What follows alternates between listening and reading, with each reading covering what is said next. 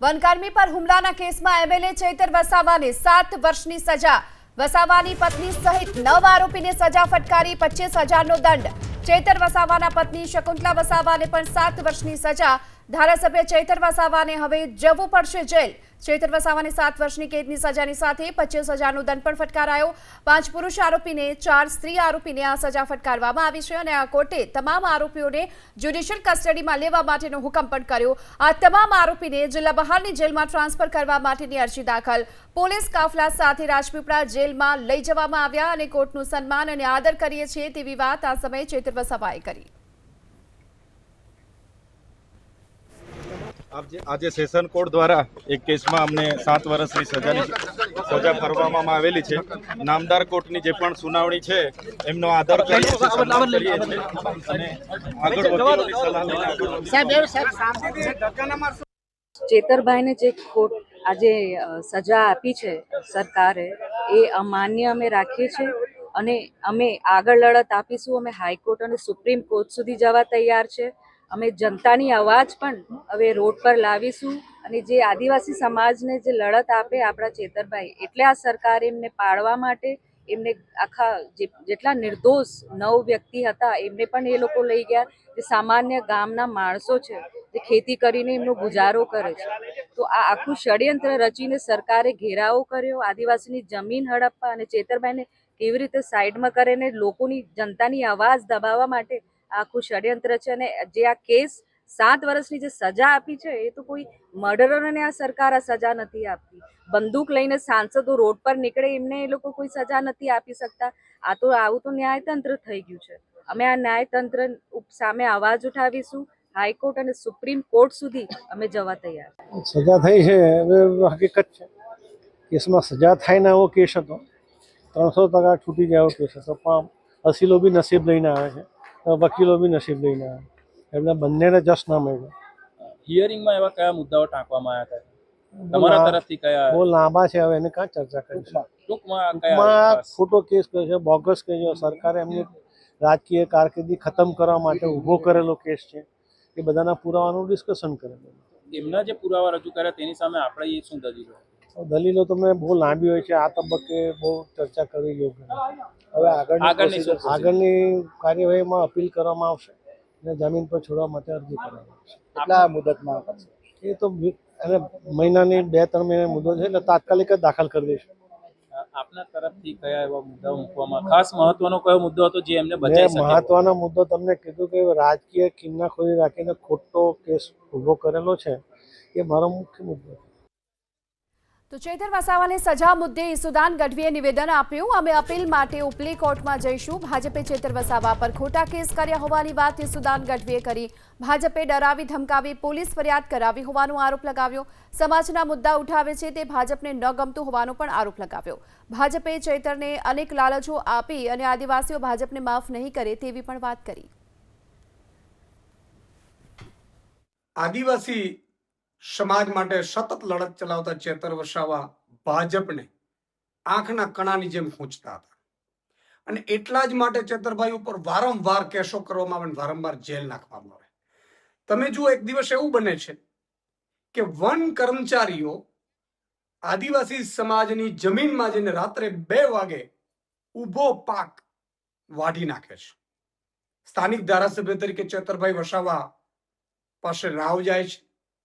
ચેતરભાઈ વસાવા એ one કર્મચારીઓ સાથે વાતચીત કરે છે અને કહે છે કે ભાઈ તમે રાત્રે 2 વાગે આમના ઊભા પાકે, જળ જંગલ જમીનમાં જે કાનૂન લાગુ પડે છે એ અંતર્ગત આદિવાસી સમાજને જમીન આપવામાં આવેલી છે અને ઊભા પાકમાં તમે લણી નાખો છો, અને એ પણ રાત્રે 2 વાગે। એવું તો શું જરૂર પડી?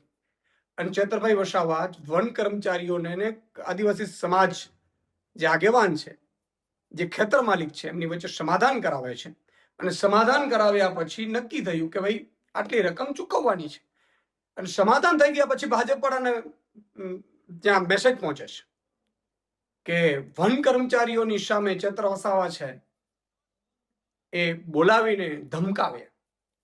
ભાજપને તો જાણે કે બધી જ બાજુથી, ચારે બાજુથી જેટલી પણ પાર્ટીઓ હોય એમાંથી ખરીદ ફરોખ્ત કરીને, ડરાવીને, ધમકાવીને, ખોટા કેસ કરીને, સજાઓ કરાવડાવીને જાણે પોતાની પાર્ટીમાં નાખી લેવાની એક હોડ જામી છે કે કોઈ પણ માણસ સામાન્ય જનતાનો અવાજ ઉઠાવવો ન જોઈએ, અમારા ડબ્બામાં ગોડાઉનમાં પુરાઈ જવું જોઈએ.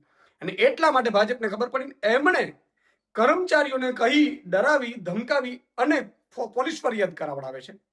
અને એ મામલામાં ચેતર વસાવા જેલ પણ જઈ આવ્યા અને ફરીથી ડે ટુ ડે કેસ ચલાવીને આજે ચેતર વસાવા ઉપર ભાજપ વાળાએ 7 વર્ષની સજા કરાવડાવી છે. તમે જુઓ કે કેટલા કેસો છે જેમાં તાત્કાલિક સજા થઈ હોય. જ્યારે સમાજના મુદ્દા ઉઠાવે છે ચેતરભાઈ વસાવા, એટલે ભાજપને ગમતું નથી, ભાજપના નેતાઓને ગમતું નથી, કારણ કે આદિવાસી સમાજનો તો અવાજ બની શકતા નથી, સરકાર એમની છે. અને ચેતરભાઈ વસાવાને લોભ લાલચ પણ આપી કે આવી જાઓ ભાજપમાં, નહીં તો આમ કરી નાખીશું, તેમ કરીશું. આ પહેલા પણ કેટલાક બેક ઓપરેશન એમના સફળ પણ ગયા કે ખોટા કેસો હોય કે સજા પડવાની હોય, તમને સજા પડી જશે નહીં તો. પણ ચેતરભાઈ વસાવા આદિવાસી સમાજના અવાજ માટે લડનારા યુવાને ભાજપમાં જવાની ના પાડી દીધી, ભાજપની ઓફર ઠુકરાવી દીધી અને એને 2 વખત જેલ જવાનું પસંદ કર્યું. પરંતુ આખરે ભાજપે ચાલ ચલાવીને એમની સજા કરાવડાવી છે. આ સજા 7 વર્ષની થઈ છે.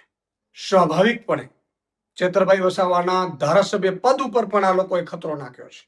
પરંતુ આદિવાસી સમાજ આ ભાજપને છોડશે નહીં. આદિવાસી સમાજ આ ભાજપને ચેતરભાઈ વસાવા ઉપર જે અત્યાચાર કર્યો છે, અન્યાય કર્યો છે, એમને ડે ટુ ડે કેસ ચલાવડાવીને આજે ઉપલી અદાલતમાં અમે જશું, ન્યાય તો મળશે આજે નહીં તો કાલે. પરંતુ અત્યારે સમાજને ડરાવડાવીને, આદિવાસી સમાજના હીરોને ડરાવડાવીને જે ભાજપે ખેલ રચ્યો છે, એ મને લાગે છે કે આદિવાસી સમાજ અંબાજીથી ઉમરગામ સુધી માફ નહીં કરે. અને બીજું કાકા, ગુજરાતની જનતા છે ચેતરભાઈ વસાવા સાથે છે, એમના એક નાગરિક સાથે, એમના પૂરા પરિવારને, એમના સંબંધીઓને પણ જેલમાં નાખવડાવી દીધા 7 વર્ષની જેલની સજામાં. શું વાત છે! તમારે ભાજપ વાળા આજ ભાજપના એક નેતાને હાઈકોર્ટે એવું કહ્યું છે ખોટી રીતે કે તમે ચૂંટણી જીત્યા છો. હાઈકોર્ટે ચુકાદો આપ્યો છે, છતાં એ મંત્રી પદ ઉપર ચાલુ રહ્યા હતા. તો ચેતર વસાવાના સમર્થનમાં આવ્યા કોંગ્રેસના ધારાસભ્ય અનંત પટેલના ભાજપ સરકાર પર પ્રહારો. સરકાર વિરુદ્ધ અવાજ ઉઠાવનારા આદિવાસી સામે અત્યાચાર થયો હોવાની વાત અનંત પટેલે કરી. અમારા પર હુમલો થયો હતો, છતાં ગુનેગારોને જામીન મળ્યા. અમે ચેતર વસાવાની સાથે હોવાની વાત પણ અનંત પટેલે કરી છે. ચેતર વસાવા પર જે રીતે ન્યાયપાલિકે ચુકાદો આપ્યો છે એની શંકા અમને પહેલેથી જ હતી. આ સરકારના વિરોધમાં કોઈ પણ બોલે, કોઈ પણ આંદોલન કરે અથવા એના વિરોધમાં અવાજ ઉઠાવે એટલે એને કોઈ પણ રીતે સંડોવવાનો, એને કોઈ પણ રીતે ભેરવવાનો એ આદિવાસી સમાજ પરનો અત્યાચાર છે અને એ ભાજપની સરકાર હર હંમેશા કરી આવી છે. અમારા પર પણ હુમલો થયો અને એના આરોપીને તાત્કાલિક જામીન મળી ગયા. અમને હાઈકોર્ટમાંથી જામીન મળ્યા હતા. અમારા પર પણ કેસ ચાલે છે અને અમારા પર પણ સજા થાય તો કોઈ નવાઈની વાત નથી.